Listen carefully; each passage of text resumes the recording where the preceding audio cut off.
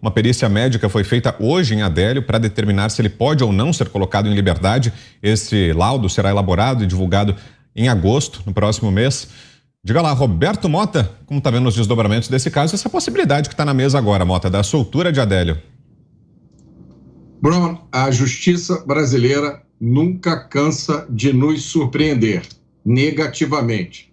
É óbvia, é de conhecimento público a fraqueza da nossa legislação penal e a onda de ativismo judicial pró-bandido que domina o Brasil já faz muito tempo. É lógico, é evidente que Adélio é perigoso.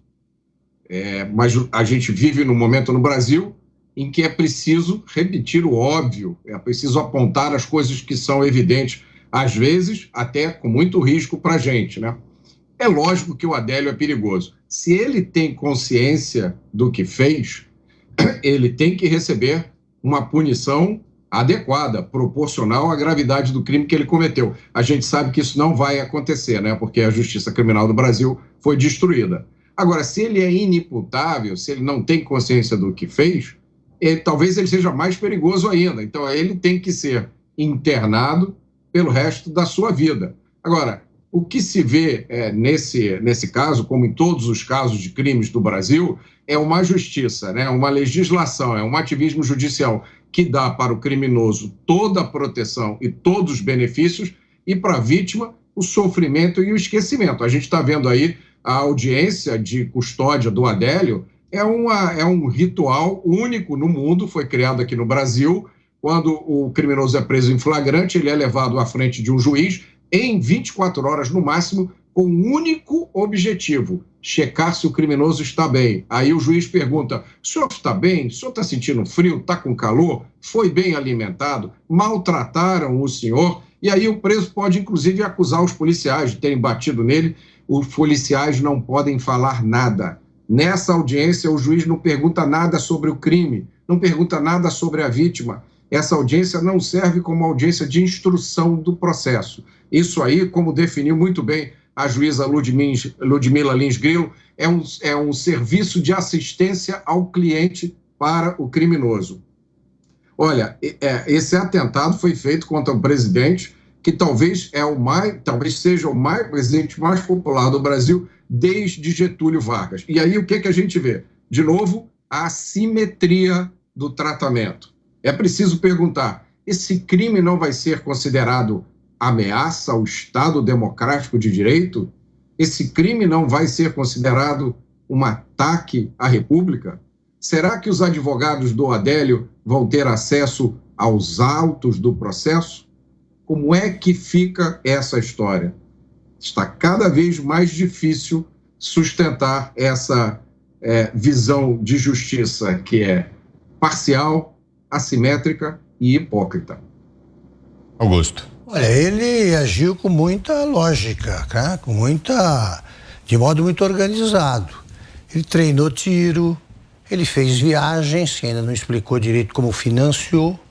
Ele tentou se aproximar do presidente, aliás, se aproximou, né, de tal forma que pôde consumar a facada, percebendo que aquele flanco, né, do círculo que protegia o presidente estava mais vulnerável. Ele fez tudo certinho.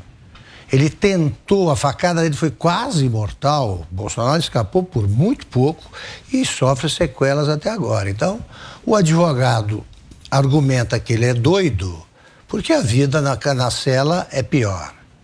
Agora, qual o sinal de loucura que ele deu? Ele se filiou ao PSOL. Se for esse o sinal de loucura, aí, doutor, a gente vai ter que internar todo o PT, porque, para mim, quem diz que o Lula não cometeu nenhum tipo de furto, roubo, assalto, para mim é doido. Então, qual é a prova de loucura dele? Ele devia pegar uma cadeia no estilo americano, né? O jeito que comete um atentado desse tipo nos Estados Unidos, ele vai morrer na cadeia. E sabe que vai morrer e não escapa disso aí. Isso é louco, não é louco? Se, por exemplo, tentou matar o que matou o John Lennon, pelos critérios de quem examinou o Adélio, é louco. Vai para cadeia, vai para uma cela dessas e fica até morrer. É isso. Diga, Fiuza, temos 2 minutos. É uma provocação, né? Realmente cogitar a libertação do Adélio Bispo no aniversário praticamente de 4 anos da facada que ele deu no atual presidente, só pode ser uma provocação. O que a gente tem que entender, como Augusto estava assinalando, é o seguinte: onde está o avanço dessa investigação dos crimes mais bárbaros da história da política brasileira? Candidato que era o líder das pesquisas, que foi eleito presidente. Onde é que está, por exemplo, a investigação do álibi que havia na Câmara dos Deputados de uma visita do Adélio Bispo naquele mesmo momento? Onde é que está a investigação daqueles simpatizantes ou correligionários políticos dele? Ele foi filiado ao PSOL durante vários anos, onde a gente vê líderes falando sobre destruir o inimigo. O que o Adélio recebeu, não só de possível mentoria, mas de inspiração, de influência para cometer esse ato? O que a gente sabe hoje é que, por todos os cantos, né, é uma minoria, mas é uma minoria bastante barulhenta e até histérica. Muitas pessoas assumem o desejo de ver a morte do presidente. Existe um filme sendo feito, o presidente numa motocicleta sendo assassinado. Então, isso aí, quer dizer, o Adélio Bispo está representando nesse momento uma licença para se atentar contra este presidente só, não é contra nenhum outro. O resto é onda de ódio, é horrível, é contra os direitos humanos. Mas está se formando uma cultura mórbida, cínica, absurda e criminosa de normalizar, né? Se a gente não vê pessoas dizendo, não, a facada foi maldada, etc. Então, o que falta aí não é libertar o Adélio, é terminar essa investigação, implicar os que estão envolvidos eventualmente, porque interessados num crime desse tipo, a gente vê que tem muitos e eles falam isso abertamente. Diga, Ana. Augusto, em relação à prisão aí, aqui nos Estados Unidos, a prisão que você mencionou, né, de criminosos que assassinam ou tentam assassinar políticos, não precisem nem ir muito longe. Agora, 1 mês, no máximo 2 meses, terroristas foram presos exatamente com essa política de fronteiras abertas, né, do Joe Biden.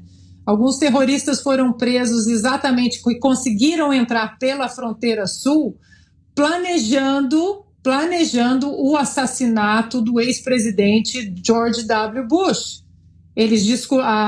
O Serviço de Inteligência americano, as forças policiais americanas no Texas, eles descobriram todo o plano, prenderam esses terroristas, alguns ligados ao Estado Islâmico, e eles estão presos até hoje, não saíram e provavelmente não vão sair. Então, essa nova perícia médica do Adélio Bispo, que pode colocá-lo aí nas ruas, vai ser complicado explicar por aqui, né? Já é complicado explicar o nosso STF, saidinha de Natal, visitas íntimas, né? O máximo de 30 anos ali na prisão. Um corrupto que foi preso e ficou na prisão e saiu, um político que saiu com manobras ativistas da Suprema Corte, mesmo depois de condenado em 3 instâncias. Então, vai ser difícil explicar isso por aqui. E a pergunta que ainda está na boca do brasileiro, e essa eu acho que não vai calar enquanto alguma autoridade não se pronunciar, é como o nome do Adélio Bispo foi parar lá no livro de entradas na Câmara dos Deputados no dia que ele deu a facada no então candidato Jair Bolsonaro, né? Agora, temos que acompanhar isso de uma maneira muito próxima, porque alguns criminosos, eles acontecem de se suicidar de repente, né? Aqui nos Estados Unidos a gente fala, eles foram suicidados, às vezes na cadeia e às vezes assim que eles saem da prisão.